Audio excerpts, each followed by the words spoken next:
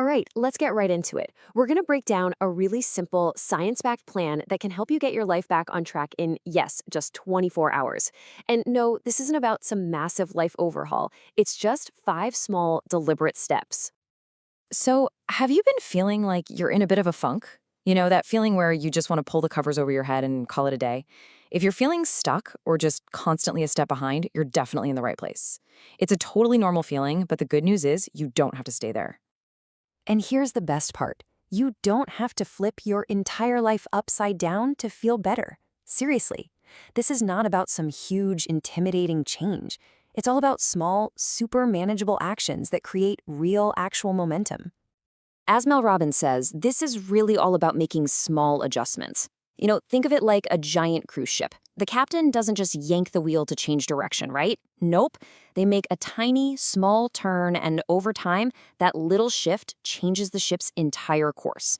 That's exactly what we're going to do today. Okay, so where do we even start? Well, we start at the foundation. These first two steps are all about clearing the clutter that's weighing you down, and I mean both mentally and physically. So step one is all about getting everything out of your head. I want you to grab a piece of paper and just dump it all out. Every little task, every worry, every reminder. Stuff like call the vet, text my friend back, buy birthday candles, fix that squeaky doorknob. Just get it all out of your brain and onto the paper. Now, I want to be really clear about this because it's super important. This is not a to-do list. The goal here isn't to create more pressure for yourself. It's actually the opposite. We're doing this to lighten the mental load and just give your mind some space to breathe. And there's some really cool science behind why this works. It's something psychologists call the Zeigarnik effect. Basically, your brain is wired to hang on to unfinished business. It creates all these open loops, kind of like open tabs on your computer, that are just constantly running in the background, draining your mental energy. A brain dump helps you close those tabs. So once you have your list, I want you to go through and just cross off everything that you are not doing today. Just decide, nope, not today. It feels amazing, trust me. Then look at whatever's left and just circle one thing. The single thing that feels the most important. This simple little act puts you right back in the driver's seat. Okay, next up, we're tackling physical clutter. And listen, we're not talking about some massive weekend-long cleanout. I am asking for just 5 minutes. That's it.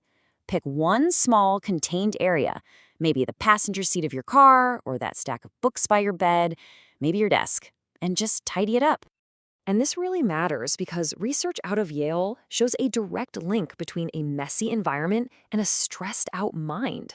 When your space is chaotic, your brain literally has to work harder just to process everything it's seeing. So that quick 5-minute tidy up, it's not just about making things look nice, it's a genuine gift to your brain. All right, so we've cleared out our mental space, we've cleared out our physical space. Now let's work on changing our emotional state. Step 3 is all about intentional movement to help break out of that funk. The key word here is intentionally. This isn't about walking to the mailbox or walking to a meeting at work. It's about moving your body for the sole purpose of changing how you feel.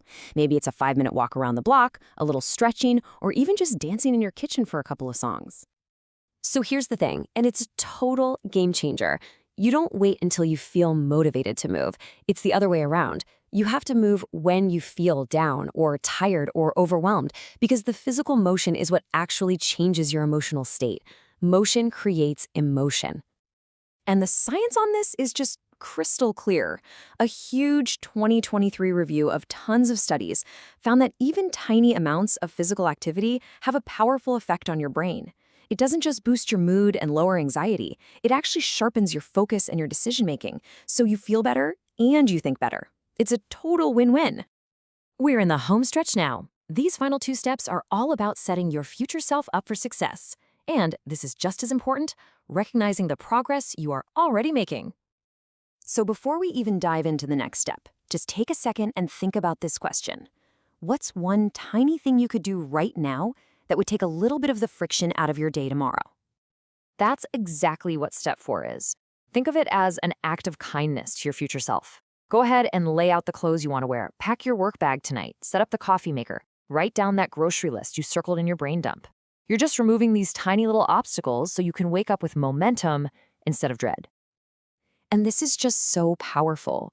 James Clear, the author of Atomic Habits, his research shows that behavior follows the path of least resistance. It's not about having more willpower. When something is easy and obvious, you're just more likely to do it. Making tomorrow easier is simply lowering the barrier to get started on the right foot.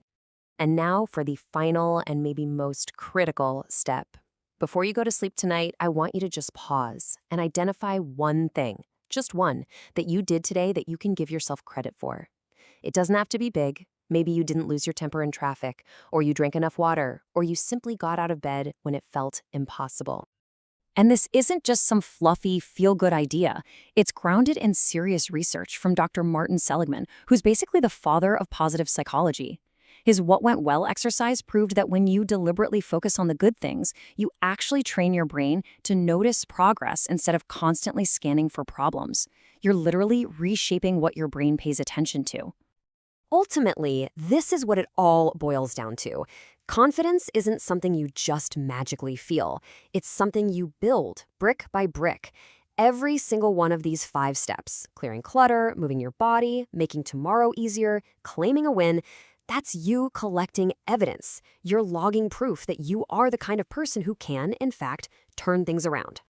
So as we wrap this up, I'll just leave you with this one thought.